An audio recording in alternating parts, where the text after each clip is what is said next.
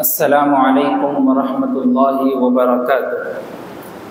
अल्हम्दुलिल्लाहि रब्बिल आलमीन वस्सलातु वस्सलामु अला सय्यिदिल अंबिया'i वल मुरसलीन व अला आलिहि व अस्हाबिहि अजमईन। अम्मा बाद, क़ाल अल्लाहु तबारक व तआला फ़ी कलामिहिल मजीद वल फ़ुरक़ानिल हमीद। अऊज़ु बिल्लाहि मिनश शैतानिर रजीम। बिस्मिल्लाहिर रहमानिर रहीम। आमनर रसूलु बिमा उन्ज़िला इलैहि मिर रब्बिहि वल मुअ्मिनून कुल्लुन आमन बिल्लाहि व मलाइकतिहि व कुतुबिहि व रुसुलिहि ला नुफ़र्रिक़ु बैन अहदिम मिर रुसुलिहि। सदक़ल्लाहुल अज़ीम। व क़ाल अन्नबिय्यु सल्लल्लाहु अलैहि वसल्लम बुनियल इस्लामु अला ख़म्सिन शहादतु अल्ला इलाहा इल्लल्लाह व अन्ना मुहम्मदुर रसूलुल्लाह व इक़ामिस सलाह व ईताइज़ ज़काह वल हज व सौम रमज़ान औ कमा क़ाल अलैहिस्सलातु वस्सलाम। मुहतरम बुज़ुर्गों और दोस्तों, मुअज़्ज़ज़ सामिईन किराम, घरों में बैठकर सुनने वाली मुअज़्ज़ज़ ख़वातीन इस्लाम, आज हम ईमान की हकीकत और उसकी अहमियत और उसकी हिफाजत पर आपके सामने कुछ बातें रखना मुनासिब समझते हैं, क्योंकि आज के दौर में ईमान का तहफ़्फ़ुज़ मुसलमानों की सबसे बड़ी ज़िम्मेदारी बन चुकी है। चाहे वो स्कूली और कॉलेजेस की लाइन से PhD किया हो, साइंटिस्ट हो, या बीटेक, बीकॉम या किसी और बड़ी डिग्री में हाथ मार चुका हो, लेकिन उसके सामने एक सवाल किया जाए तो हाथ और माथे पे पसीने की बूंदें नजर आए। एक सवाल पूछा जाए, बताओ ईमान किसको कहते हैं? सिंपल सा सवाल, बताओ ईमान किसको कहते हैं? अब जबान लपकपा जाएंगी, पसीना आ जाएगा। वही डॉक्टरी की डिग्री मौजूद है, साइंटिस्ट की डिग्री मौजूद है, MBBS की डिग्री मौजूद है, या फिजिक्स का एक मास्टर बैठा है सामने, साइंस का मास्टर बैठा हो, लेकिन पूछा जाए कि भाई ईमान की तारीफ कीजिए, अब जवाब नहीं आएगा। ईमान किसको बोलते हैं? मुल्ला साहब, ईमान उस कुछ बोलते हैं जिस पे आज हम हैं। ईमान की हकीकत, ईमान किसको कहते हैं और इस्लाम और ईमान में क्या फ़र्क है? एक ये छोटा और अहमियत और बड़ी अहम रुकन और बड़ी अहमियत वाली बात है जिसको हर मुसलमान को समझना ज़रूरी और लाजिम है।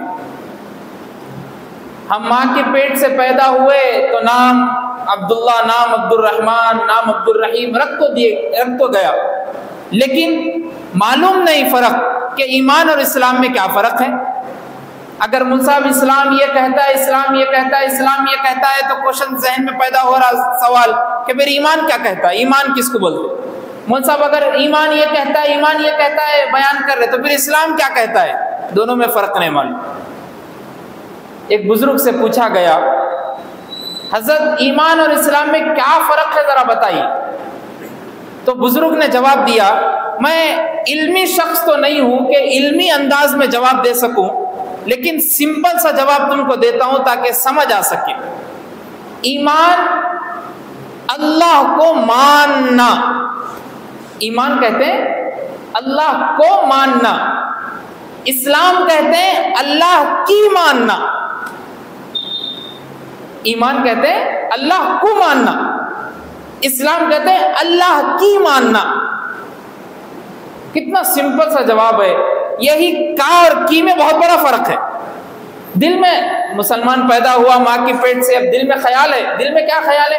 अल्लाह एक है, आखिरी नबी मोहम्मद रसूलुल्लाह सल्लल्लाहु अलैहि वसल्लम है, फरिश्ते हैं, जिन्नात है, नूरानी मखलूक है, जन्नत है, जहन्नम है, कब्र है। ये ईमान है। इस्लाम क्या है? अल्लाह के रसूल सल्लल्लाहु अलैहि वसल्लम ने जिन बातों का वक्तन फवक्तन अमल करने का हुक्म दिया और अल्लाह ने हुक्म दिया, दोनों की बातों को मानना, ये इस्लाम है। जैसा मैं खुतबे में अभी हदीस सुनाया आपके सामने, इस्लाम की बुनियाद 5 चीजों पर रखी गई।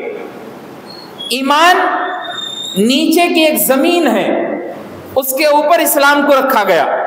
अगर किसी के अंदर ईमान ही नहीं है, उन्हें अल्लाह और रसूल को ही नहीं मान रहा, तो इस्लाम पैदा नहीं हो सकता। ज़हन कोई ईमान वाला तो बन सकता, लेकिन इस्लाम वाला नहीं बन सकता। ये हो सकता जैसा मसलन अल्लाह एक है, रसूल एक है, इकरार तो कर लिया, लेकिन नमाजों की पाबंदी नहीं कर रहा। अब मोमिन है लेकिन मुसलमान नहीं, इस्लाम वाला नहीं है। अल्लाह एक है, नबी भी है, कब्र भी है, जन्नत भी है, जहन्नम भी है, सब मान रहा, लेकिन ज़कात नहीं दे रहा, अल्लाह की बातों को नहीं मान रहा, इस्लाम को नहीं मान रहा, मुसलमान नहीं हो सकता। ये चीजें इंपॉर्टेंट, ये चीजें उसूल, ये चीजें अरकान, ये चीजें तासीस है इस्लाम और ईमान को समझने के लिए। आज इर्तिदाद और मुर्तद क्यों हमारे बच्चियों और बच्चे हो रहे हैं?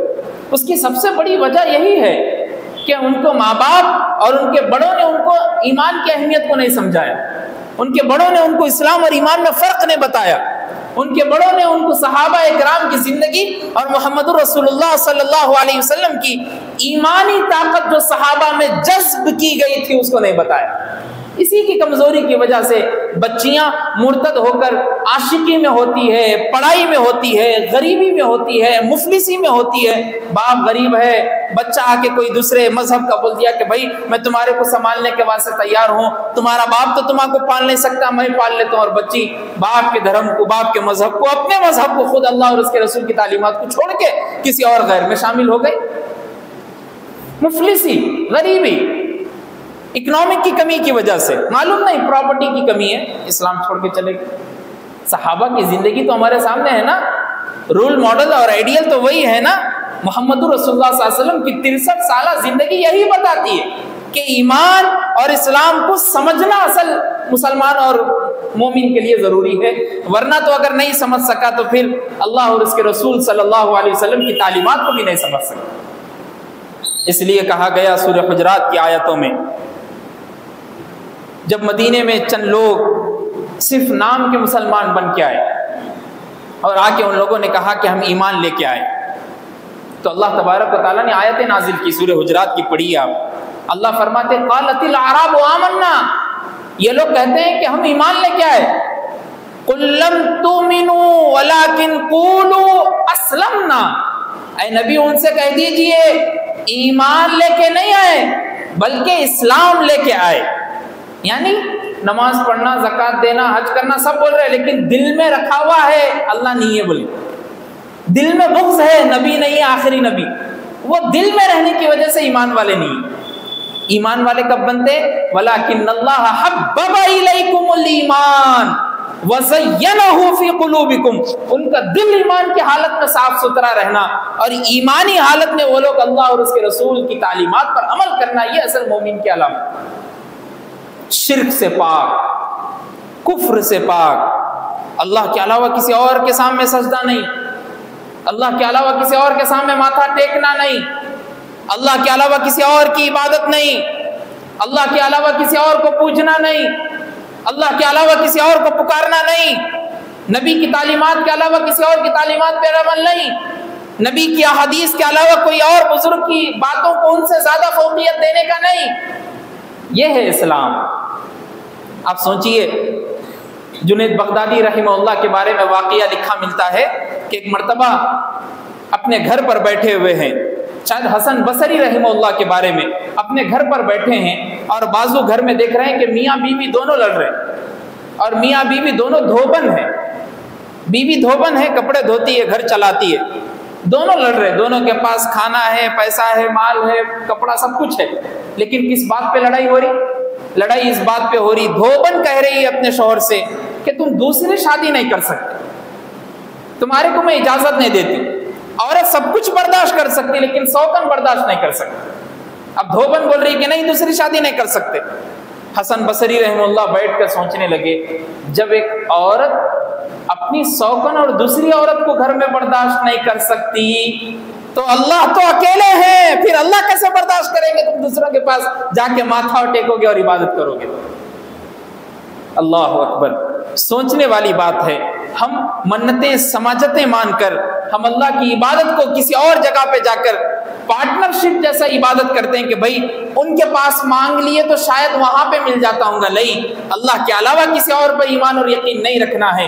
ईमान मुजमल हमको क्या सिखाता है? आमनतु बिल्लाहि कमा हुआ बिअस्माइही व सिफातिही व क़बिलतु जमीअ अहकामी। मैं ईमान लाया अल्लाह पर, उसके सिफतों पर, उसके नामों पर, और मैंने तमाम अहकाम को दिल से कबूल किया, दिल से। अब इसमें चूं बराबर, रत्ती बराबर भी किसी को शामिल नहीं कर सकता मैं। ये है ईमान। और ईमान मुफस्सल हम सबको याद होना भी चाहिए। अबू दाऊद की हदीस है जो ईमान मुफस्सल है, क्या है? आमनतु बिल्लाहि व मलाइकतिही व कुतुबिही व रुसुलिही वल यौमिल आखिरी वल क़द्रि खैरिही व शर्रिही मिनल्लाहि तआला वल बासी बादल मौत। मैं ईमान लाया अल्लाह पर, उसके किताबों पर, फरिश्तों पर, रसूलों पर, अच्छे और बुरे दिन की तकदीर पर, और मरने के बाद उठाए जाने पर। यह है तफसीली ईमान।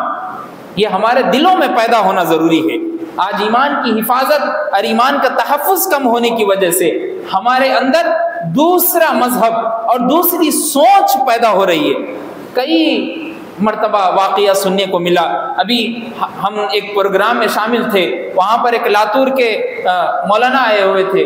उन्होंने एक वाक़या सुना रहे थे कि बच्ची की उम्र अभी 14 साल की है, 18-17 को भी नहीं पहुँची बच्ची, 14 साल की बच्ची है, और वो बच्ची किसी और गैर के साथ भागने को तैयार हो गई। अब वो गैर के साथ भागने को तैयार हो गई, बाप तो पहले से नाराज है।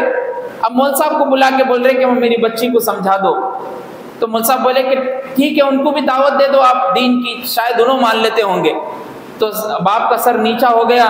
मौलवी साहब पूछे क्या हुआ, आप ऐसा खामोश हो गए? तो बोलने लगे, मौलवी साहब मेरे को शर्म आ रही बोलने के लिए, एक अफसोस भी हो रहा, मेरी बच्ची अभी 14 साल की है, वो जो गैर मर्द सामने है वो 48 ईयर्स का है, और मेरी बच्ची उसके साथ भागने को तैयार, कोई और नहीं, कहीं और नहीं, हमारी मुस्लिम आबादी का वाक़या। हमारी मुसलमान बच्चियां हैं जिनके दिलों को, जिनके दिमागों को चेंज किया जा रहा। कॉलेजेस स्कूल में पढ़ाते वक्त हम समझ रहे कि हमारे बच्चे, हमारी बच्चियां इस्लामी दायरे में रहते हुए रह रहे, लेकिन वंदे मातरम उधर पे एक गणेशों के वक्त, उधर पे उनकी त्योहारों के वक्त एक हाविया और एक जाविया उसको पहना दिया जा रहा कि भाई तुम सीता का रोल करेंगे, तुम राम का रोल करेंगे, तुम फलां रोल करेंगे।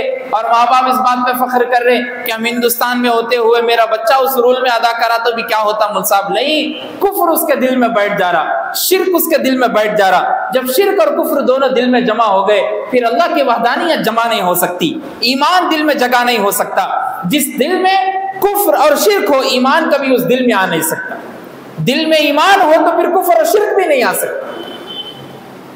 इसलिए मुअज़्ज़ज़ दोस्तों, हमें चाहिए कि हम ईमान को समझें, उसकी फौक़ियत को समझें। अल्लाह के रसूल सल्लल्लाहु अलैहि वसल्लम मांगा करते थे, दुआओं में मांगा करते थे कि अल्लाह इस्लाम और ईमान की दौलत से सरफराज फरमा।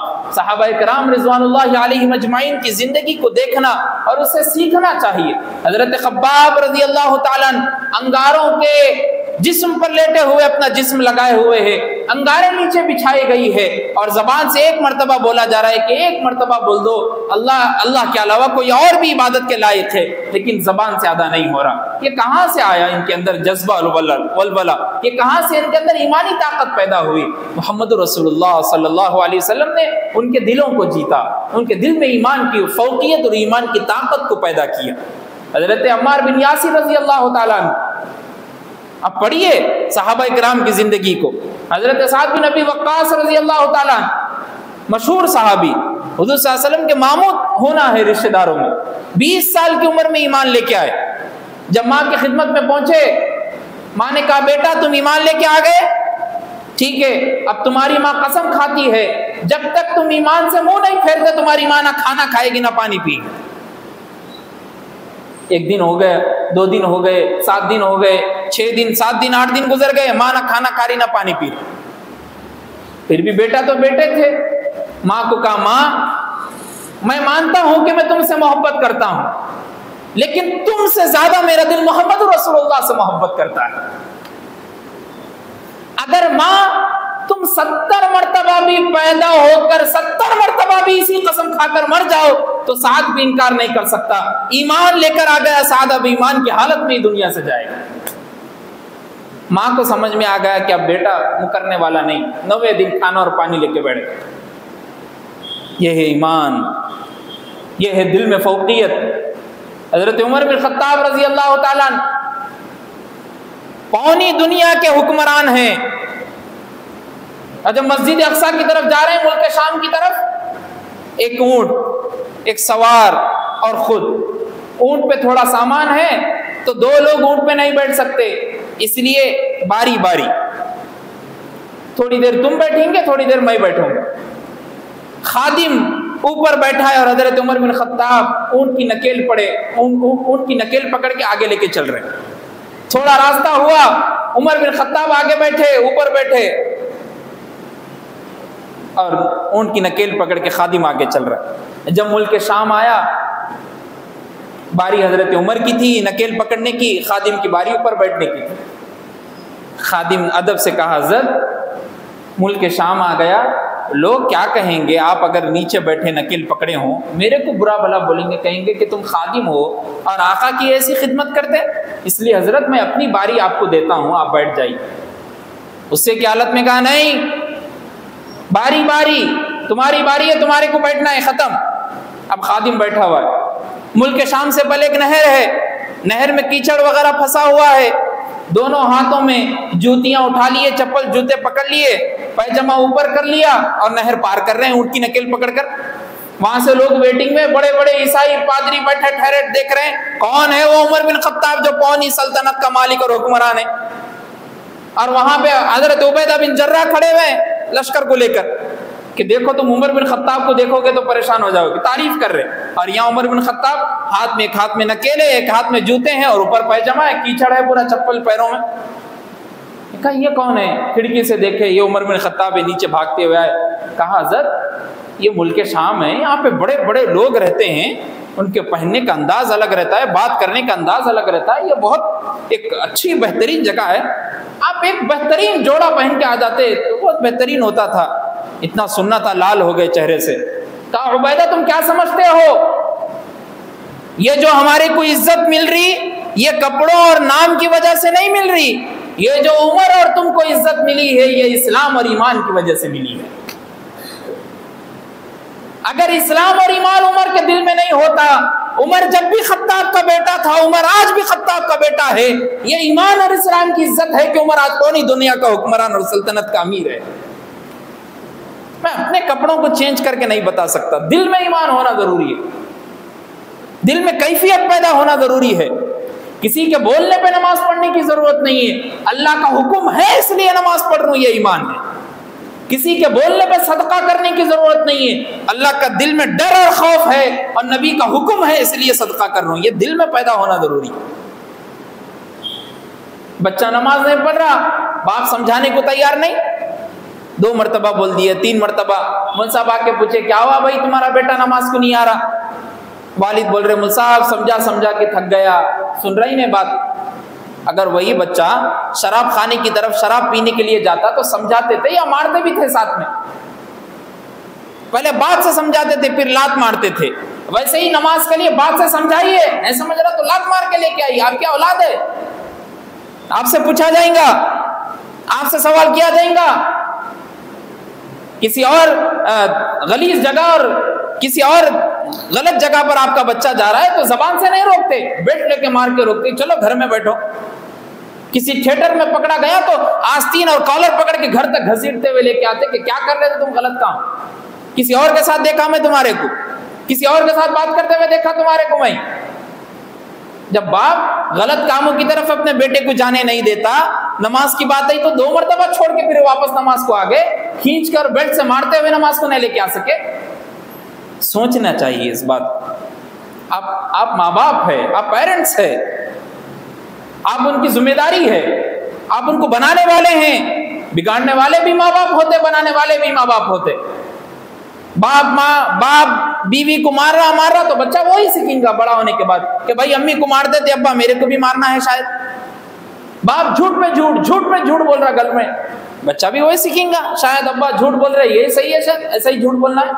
बाप धोखाधड़ी करके, मारम तोड़ी करके, गुंडागर्दी करके पैसे कमा के लेके आ रहा, बेटा भी वही करेगा, शायद यही है, शायद अपने खानदानी और कारोबार और व्यापार। इसलिए अपने आप को पहले सुधारिए, अपने बच्चों के अंदर ईमानी कुव्वत पैदा कीजिए, ईमानी तहफ़्फ़ुज़ पैदा कीजिए।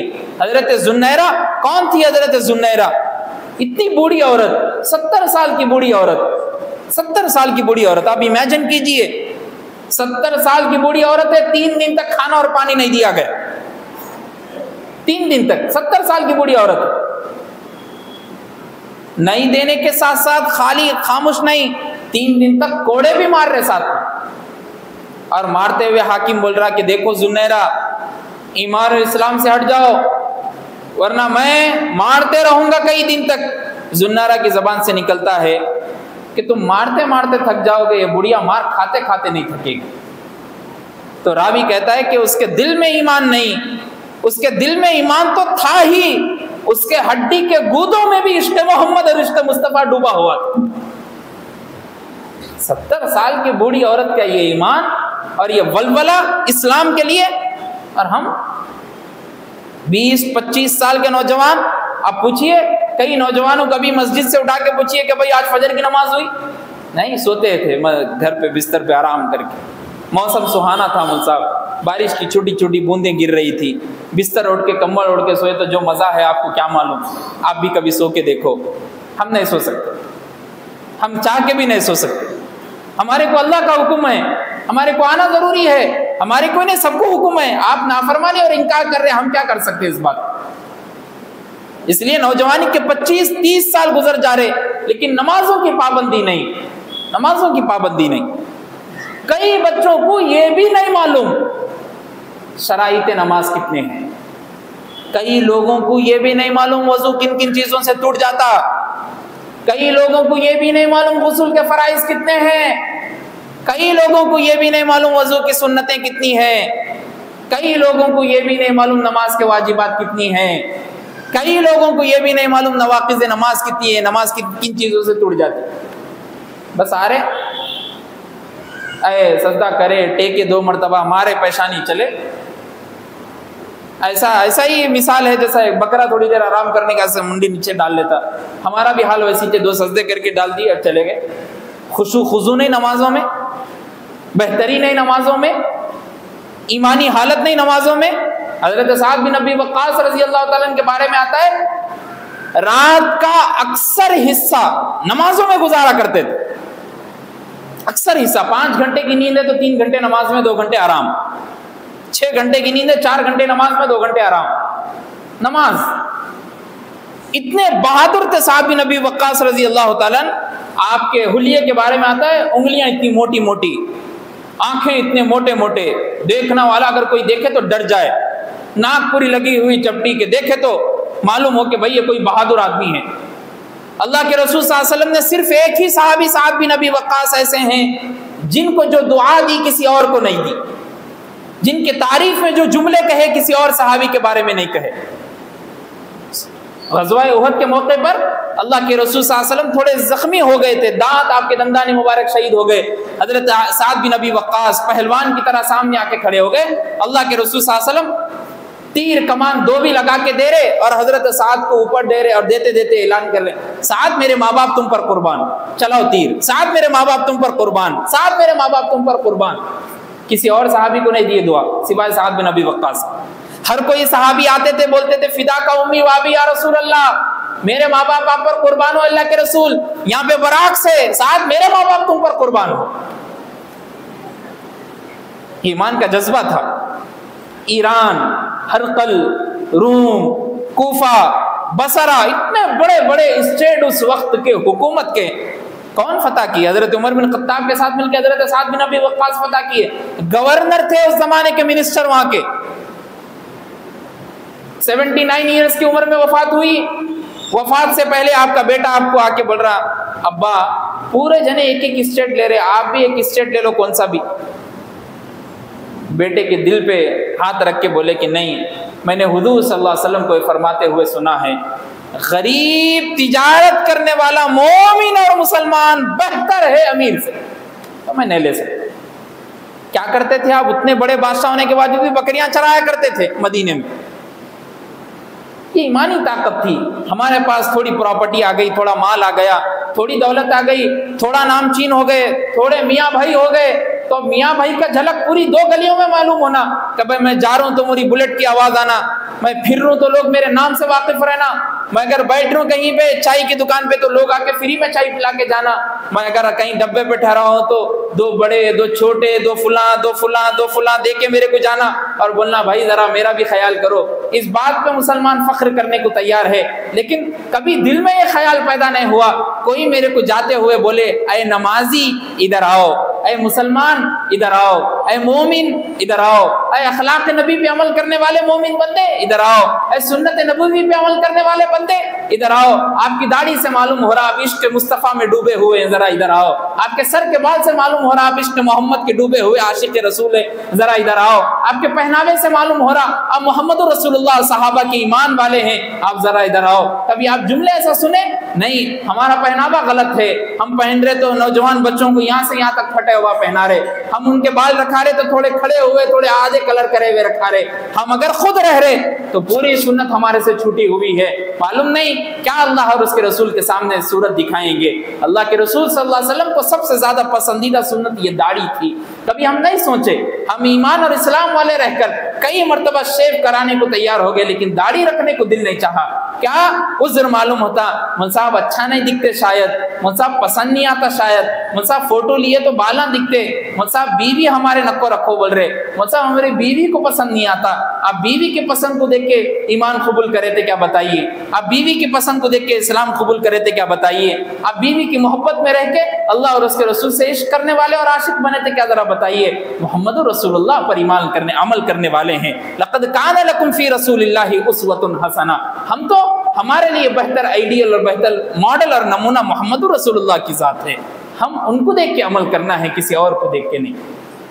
इसलिए मुअज़्ज़ज़ दोस्तों, बुजुर्गों, मोहतरम भाइयों, आज के ज़माने में, प्रेजेंट माहौल में, प्रेजेंट सिचुएशन में ईमान की तहफ़्फ़ुज़ ज़रूरी है।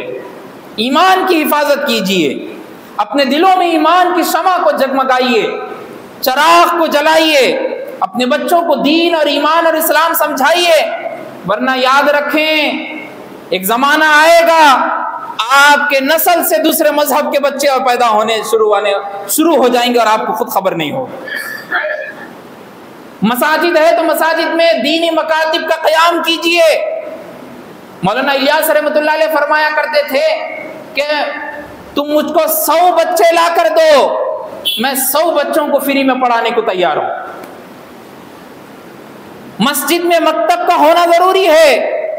अली मियां नदवी रहमतुल्लाह अलैह ने फरमाया, जिस मस्जिद में मकतब ना हो और वहां आकर छोटे बच्चे दीन का इल्म हासिल नहीं करते हो, वो मस्जिद बांझ है, उससे कभी दीन और ईमान वाला बच्चा पैदा नहीं हो सकता।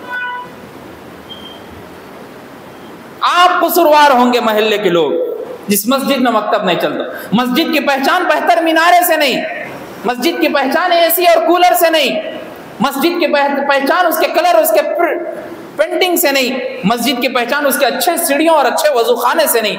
मस्जिद की पहचान एक साल में 10 बच्चे तो भी दीन और ईमान वाले निकलना उस मस्जिद से, ये पहचान है मस्जिद की। बनाइए अपने मस्जिद, अपने एरिया और मोहल्ले की मसाजिद को। अल्लाह से दुआ कीजिए कि अल्लाह हम सबको अपने ईमान की तहफ़्फ़ुज़ और इस्लाम की तहफ़्फ़ुज़ की ज़िम्मेदारी हमारे सुपुर्द करे और उसकी अहमियत को समझने वाला बनाए। जो मांगा है वो भी अता फरमाए, जो मांगने से रह गया हो वो भी अता फरमाए। व आखिरु दावाना अनिल हम्दुलिल्लाह।